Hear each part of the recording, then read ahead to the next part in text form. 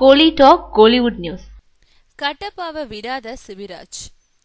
சத்யராஜ் எத்தனையோ படங்கள்ல நடிச்சிருந்தாலும் அவரோட கெரியர்ல முக்கியமான படமா அமைஞ்சது பாகுபலி படம். இந்த படத்துல சத்யராஜ் ஏற்று நடிச்ச கட்டப்பா கேரக்டர் எல்லாராலையும் பாராட்டப்பட்டது மட்டும் இல்லாம பாகுபலியில பேசப்பட்ட கேரக்டராகவும் அமைஞ்சது. இப்போ உருவாகிட்டு வரும் பாகுபலி 2 படத்துலயும் கட்டப்பா கேரக்டர்ல தான் நடிச்சிட்டு இருக்காரு சத்யராஜ். இந்த நிலையில சத்யராஜோட மகன் சிபிராஜ் நடிக்க இருக்கும் புதிய படத்துக்கு கட்டப்பாவை காணோம்னு தலைப்பு வச்சிருக்காங்க. இந்த படத்தை அறிமுக இயக்குனர் மணி சயோன் என்பவர் இயக்குறாரு.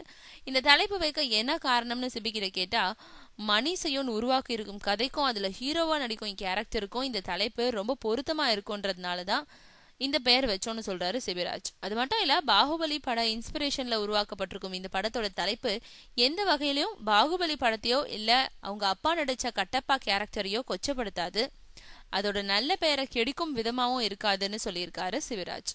இது ஒரு பக்கம் இருக்க, சத்யராஜ் சிபிராஜ் நடிப்புல விரைவில் ரிலீஸ் ஆக இருக்கிற ஜாக்சன் துரை படத்தோட தெலுங்கு டப்பிங் வெர்ஷனுக்கு கட்டப்பா ராஜுன்னு டைட்டில் வச்சிருக்காங்க.